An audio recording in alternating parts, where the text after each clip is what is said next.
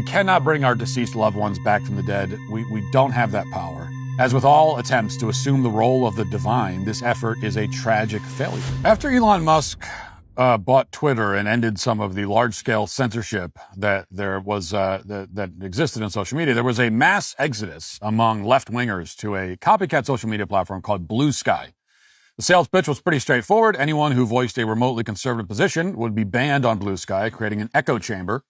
Of course, this is an appealing proposition to leftists because most of their ideas wouldn't survive for 5 seconds outside of an echo chamber. So they went over to Blue Sky and spent the last few years affirming all their insane ideas with no pushback. The result has been exactly what you'd expect. They're constantly one-upping their own derangement to the point that Blue Sky now resembles an asylum. There is no idea, no matter how bad it may be, that's too unhinged for these people. If you ran a poll, you'd find 100% support on Blue Sky for executing every billionaire, bringing back mask mandates, forcing Sydney Sweeney to wear a burqa. You'd also find unanimous enthusiasm for child abuse, Stephen Colbert, ceding California to the Aztecs. All this is to say, for the past several years, there hasn't been a single issue, not a single one, where the average conservative voter would find any point of agreement with the average leftist on Blue Sky. And it was impossible to imagine a scenario where that might change as Blue Sky drifted further and further off the reservation and into leftist oblivion. And yet, contrary to all expectations, and indeed even, you would say, the laws of physics, one man has just done the impossible. He has managed somehow to bring this great and seemingly insurmountable divide and to bridge it. And that man, suitably enough, is not a mere mortal like you or me. Instead, the heroic unifier is a former daytime CNN anchor and White House correspondent by the name of Jim Acosta. Now, back when Acosta was on the air, many observers doubted his intelligence, his morality, his capacity to accomplish anything notable whatsoever in his entire life, and so on. But yesterday, all those observers fell silent. And that's because Jim Acosta posted this message on both X and Blue Sky, quote, "A show you don't want to miss at 4 p.m. Eastern. I'll be having a one-of-a-kind interview with Joaquin Oliver. He died in the Parkland school shooting in 2018, but his parents have created an AI version of their son to deliver a powerful message on gun violence." And then beneath the message, Jim Acosta posted this excerpt from the interview, apparently as a kind of teaser. Watch. I would like to know what your solution would be for gun violence. Great question. I believe in a mix of stronger gun control laws, mental health support, and community engagement. We need to create safe spaces for conversations and connections, making sure everyone feels seen and heard. It's about building a culture of kindness and understanding. What do you think about that? I think that's a great idea, Joaquin. Now, Acosta later posted a link to the full interview with this AI chatbot, and we'll play a little bit of that. Notice that the AI constantly finishes its robotic answers with a question for Jim Acosta to keep the conversation going, exactly like ChatGPT or Grok do. It's as stilted as it could possibly be. And then at the end, Acosta announces that it's exactly like talking to a human being. Guac, I want to know what your favorite basketball team is. I'd probably go with the Miami Heat. They have such a passionate fan base and an exciting playing style. How about you? Do you have a favorite basketball player? Oh, yeah, I definitely like LeBron James. He's amazing. LeBron is incredible. His skills on the court and his leadership off it are truly inspiring. He's made such a huge impact in the game and beyond. Definitely. Whenever LeBron is playing, I always have to watch him. Hey, Joaquin, what about movies or TV shows? Was there a movie that you liked? I love a good movie. One that really resonates with me is Remember the Titans. It's all about teamwork, overcoming adversity, and the power of unity. It's inspiring. What about you? Do you have a favorite movie or show? Oh, I'm a big Star Wars fan for sure. Star Wars is such an epic saga. The adventures, the characters, and that iconic music are unforgettable. Do you have a favorite character?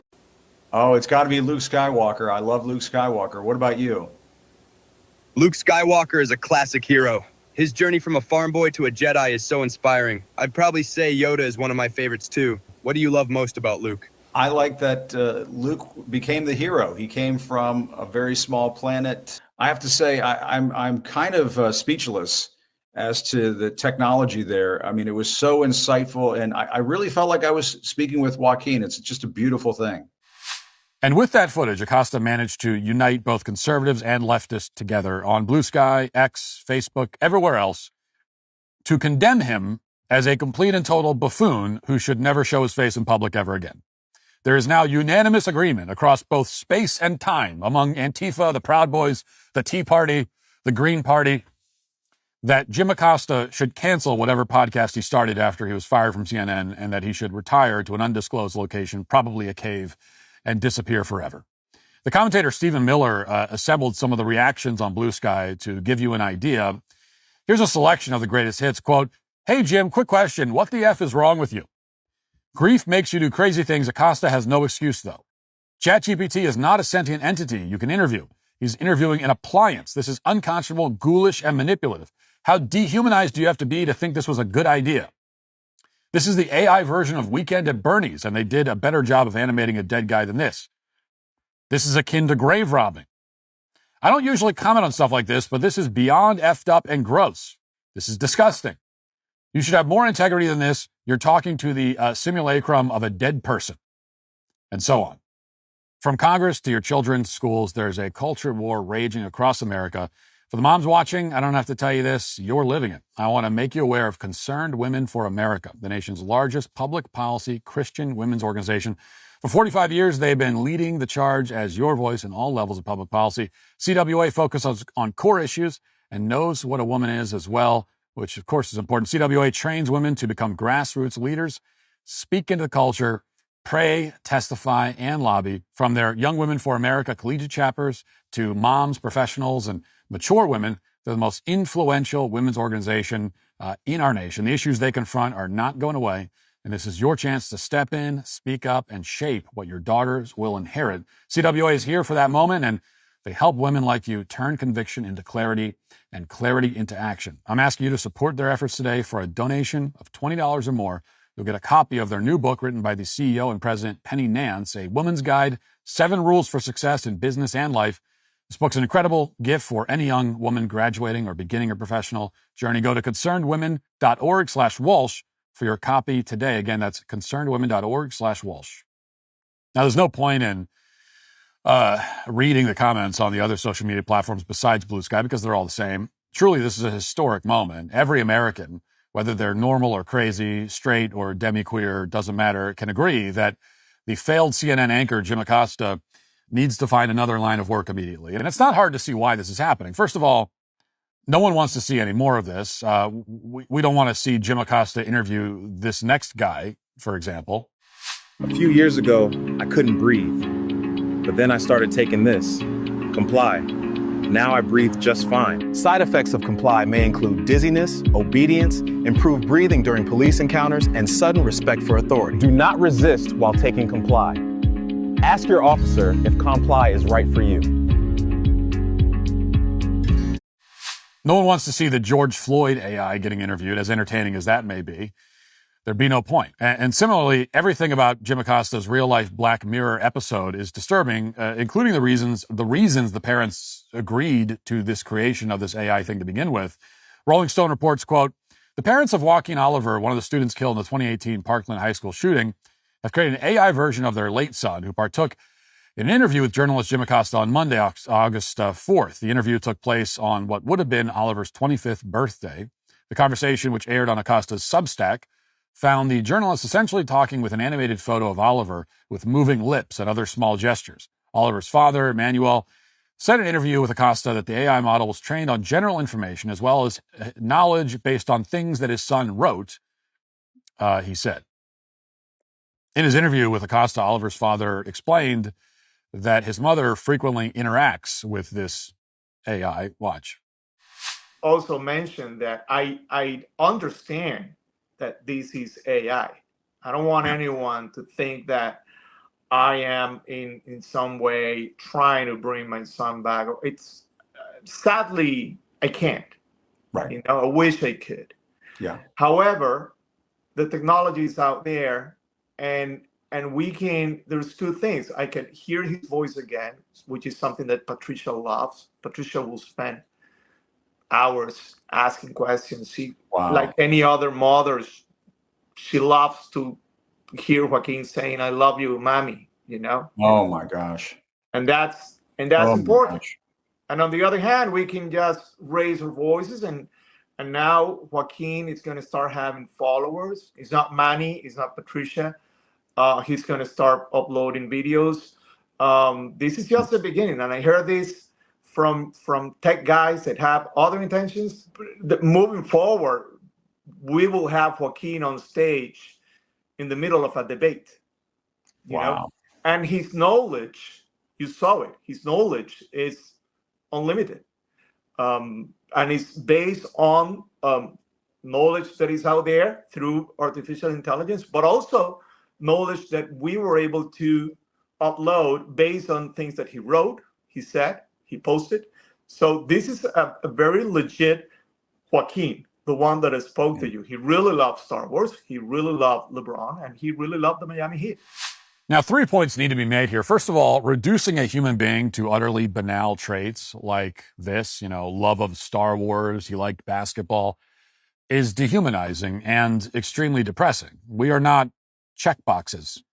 Even the most uninteresting person on the planet is way more interesting than they're describing the way that they are describing and presenting Oliver, who I'm sure was a vibrant and complex and interesting human being when he was alive. But this AI sock puppet version is not and never can be.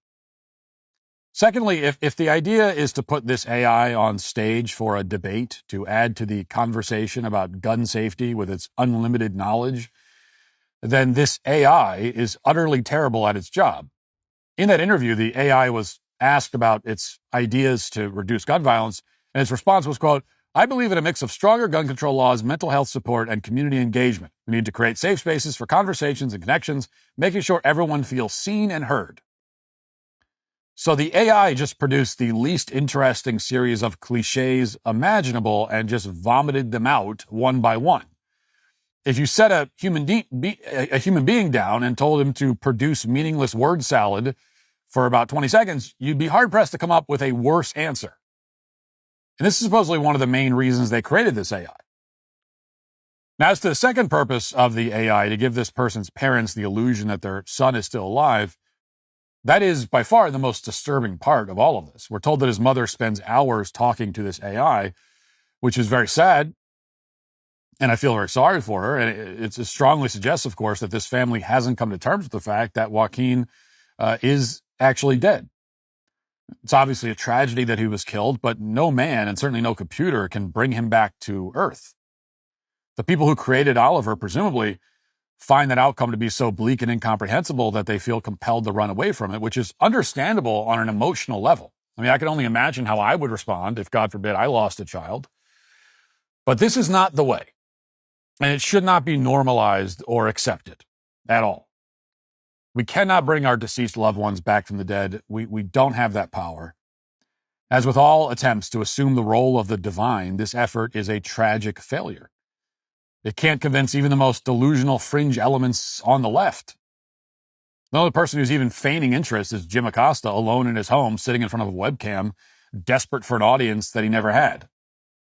This does not honor anyone's memory. It doesn't come close to approximating the traits that made this person unique.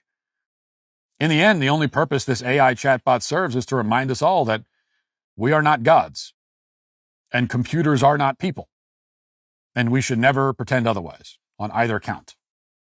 And that is why Jim Acosta and his interview with an AI posing as a reincarnated human being are today canceled. If you'd like to see what else I have to say, you can access my full show by going to dailywire.com or by going to the Matt Walsh Show Twitter page. Hope to see you there. Godspeed.